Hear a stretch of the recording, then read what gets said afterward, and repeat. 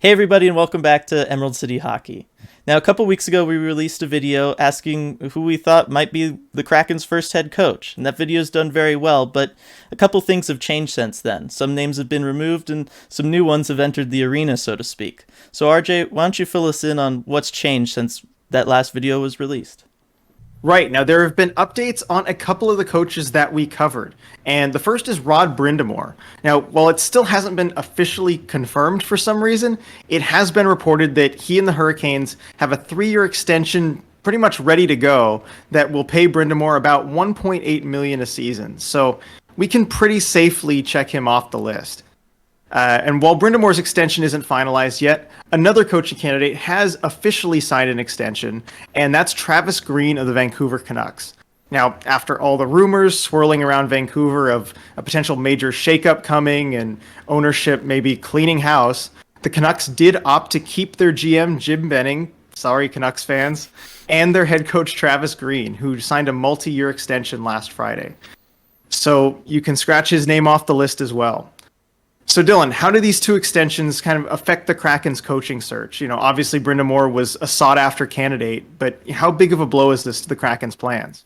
Yeah, I mean, I think when it comes to Brind'Amour, it was like, that was like the hope and dream, right? More so than something we thought might actually be reality, just because it seems so unlikely that Carolina would actually let him walk away. Travis Green, though, I thought there was a really good chance that Vancouver was going to let him go, and I really wanted him. As we know, I'm a big fan of his. I worked with him previously in Portland, so it's disappointing to see that he's not going to be available, but at the same time, I'm glad that someone kind of recognized the value that he brings to their organization, and they're giving him, another chance in Vancouver, because a lot of their problems, especially this year, were not his fault at all. Right. And some more names have also emerged in the Kraken's coaching search that we didn't have a chance to talk about in our last coaching video. And of those names, one of them is actually the Kraken's first confirmed head coaching candidate. Last Tuesday, TSN's Frank Saravalli reported that the Kraken will interview Rick Tocchet for their head coaching job. Now, we touched on Tocchet and what we think about him in our latest Kraken news video. And I know you definitely had your thoughts on kind of the situations that Tocchet had been put in the past. So can you kind of summarize, what your thoughts are on Rick Tocchet as a potential Kraken coach? Yeah, without going into my whole Arizona Coyotes rant all over again, I'll just say that, he was never really put in a position to succeed while he was in Arizona, and yet he showed some flashes of brilliance. So I think he's one of these kind of guys that we haven't really seen his full potential as a coach yet, but we've seen enough to know that he deserves to have, a better opportunity than what he had in Arizona.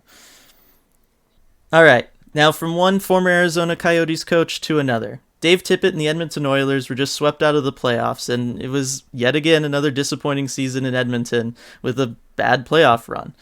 Now, Dave Tippett was already hired by the Kraken before he even went to Edmonton, so this has fueled some speculation that if Edmonton is looking to move on after yet another playoff disappointment, that, Ron Francis might want to bring him in to be the head coach of the Kraken. After all, they already brought him on as an advisor before. RJ, what are your thoughts on this? And do you think it's fair to put this loss on Dave Tippett? It's Edmonton after all. How much of this was just poor roster construction?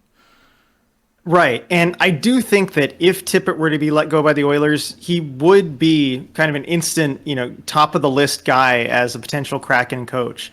He's got 16 seasons of NHL head coaching experience, so he's about as much of a veteran head coach as you would want. As far as whether this Oilers situation is his fault, I think it's clearly a problem of roster construction. We've kind of talked about this, a couple years ago, looking at what we would do if we were in charge of the Oilers, and we kind of came to the conclusion that, for the time being, they had a certain amount of bad contracts that you almost had to wait out before you could really afford to get good depth. And we're talking, Mikko Koskinen, Chris Russell, at the time, Milan Lucic, who is now James Neal, and that contract, keeps extending for another 2 years. But really, they just don't have the depth to have continued success, especially in the playoffs when depth matters so much. And if you look at their roster, only 4 guys on the roster were drafted by the Oilers in the last 8 drafts outside of the first round. I mean, you just have to draft better than that. Those four guys are Lagesson, Caleb Jones, Ethan Bear, and Tyler Benson. I mean, those aren't really impact players for them either way. So just given the lack of depth that you have there, I don't know how you expect to have that kind of continued success, no matter who the coach is. So I don't put a whole lot of blame on Tippett for the Oilers situation. Now, the next new candidate that we're going to look at comes, frankly, as a huge surprise, and that is current Florida Panthers head coach Joel Quenneville. Larry Brooks of the New York Post recently hinted at the idea that Quenneville could be headed to Seattle just 2 years into his 5-year deal that's set to pay over $6 million a year. So here's the quote from Brooks. Apparently extremely late to the party on this, but there is an undercurrent suggesting Joel Quenneville has his sights set on moving to Seattle to become the coach of the Kraken once his season is over with Florida, which might explain why Seattle general manager Ron Francis has moved so slowly on this hiring. Now, this move would be a bit of a head scratcher as things are going pretty well for Quenneville in Florida. I mean, yes, the Panthers just lost to the defending Cup champs in the first round yesterday, but they finished an impressive 4th in the league in the regular season, and if they hadn't lost Aaron Ekblad for the season, who knows how far they could have gone. In short, the future looks bright there. But one thing that's better than winning is winning with your friends, and that does seem to be a motivating factor for Quenneville. A big reason he signed in Florida in the first place was the pull of then GM Dale Talon, who Quenneville had a long history with in Chicago. And of course, Talon's no longer in Florida. Like Dave Tippett, Quenneville was teammates with Ron Francis on the Whalers for 7 years, so the two know each other very well. Would the new Panthers GM Bill Zito want to maybe bring in his own coach? Could there be a mutual parting of ways between Quenneville and the Panthers? I would say it's not likely, but it's not impossible. As for whether Quenneville would be a good hire if he was available, I mean, there's little question that he would. He's a coaching legend. He's second all-time in coaching wins, 3 Stanley Cups, 20 playoff appearances. And if there's any doubt about whether he's still got it, just look at what he was able to do with the Panthers this year. I had him as my midseason Jack Adams pick, and he's been a huge part of that team's success. I think he'd be a home run hire, but the question is, could all the stars align and the Kraken pull off something crazy like that?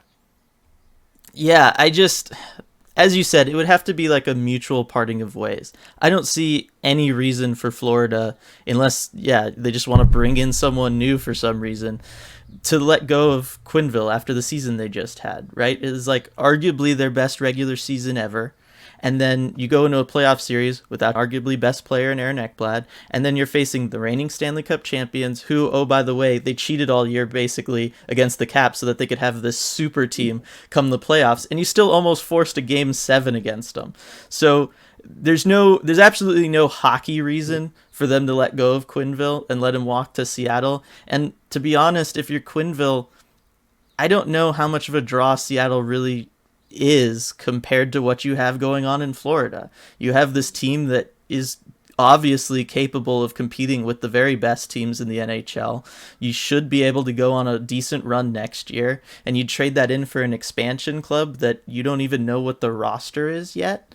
Like it just doesn't make a lot of sense for me, especially as a guy who's, he's getting older. You don't know how many seasons he has left coaching wise. If he wants to try to win another Stanley Cup, his best option is to stay in Florida for that. So I don't know how much I'm buying into these rumors. That being said, as people get older, he's looking maybe where he wants to retire. And yeah, he's had plenty of success in Chicago already. His resume and legacy are secured. So yeah, maybe he wants to, retire and have his last couple seasons with friends and kind of comfortable up in the Pacific Northwest. But, I really don't see this as a likely scenario, regardless of kind of what the rumors are saying. And now from one of the most accomplished coaches in the NHL to one of the most polarizing, John Tortorella. So we didn't mention him last time around, but I am interested to get your take on him, Dylan. I know you were a big fan when the Blue Jackets hired him in 2015. Do you think he'd be a good fit for the Kraken? I'm really split on this. And I do think it's worth noting that we should not judge his tenure with the Blue Jackets based on just this last season where, obviously things ended in a not so pretty fashion. Because the bottom line is he went to Columbus and did what no one else has done, which is basically be successful. So, he goes to Columbus. They've never won a playoff series. He won 2 of them. He made the playoffs 4 consecutive seasons. No one ever came close to doing that, right?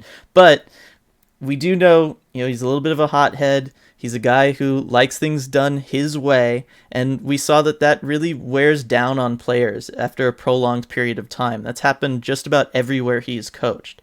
So, would he be a good fit for the Kraken? I think so, at least in the short term, because the bottom line is he's been successful in the short term everywhere he's gone, and he's proven that he can be successful with just about any kind of roster you give him. So I think even with an expansion roster where you're trying to pull together all these guys who haven't played together, I think he could do that because, one of the common threads that we hear from players who have played for him is that he does create like a good team-based culture. So I think in that sense, he would be very good for the Kraken. On the other hand, I don't know about the personality stuff and kind of the way he was acting this last season, where it was very much his way or the highway, as we obviously saw with Pierre-Luc Dubois, and then later even with Laine, even though they didn't, trade Laine mid-season or anything. I don't know what that means as far as him getting older and whether or not he's adapting and getting used to being able to coach younger players in today's NHL. Obviously, Seattle, at least as we're projecting it, would have one of the youngest teams in the NHL, and they're going to have to be building through the draft, and we project them to have plenty of draft picks. So given his recent experience with younger players, I would say maybe Seattle wants to stay away from him. But, he's a Stanley Cup champion, and like I said, he did like the impossible seemingly in Columbus. So, I think he could handle the job just fine if they did decide to get him. And I don't think it would be as disastrous as maybe it would seem at first blush. Yeah, and either way, it would be an entertaining hire. I think we can agree on that. And, those press conferences would be something to behold. Well, and, not to mention just the opportunities to play against Vancouver all the time, right? Right. That's really the one stop he's had where it really did not, go over well. So to be that close to Vancouver again, and it might really help kick off a rivalry there, potentially. Oh, absolutely. I'm sure he'd love to beat the Canucks. So those are our thoughts on some more coaching candidates for the Seattle Kraken.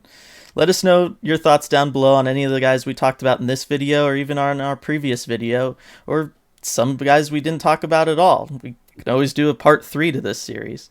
So let us know down in the comments any of those suggestions you may have. Make sure to like this video, and as always, subscribe to the channel so that you don't miss any of our future videos, and we'll see you next time.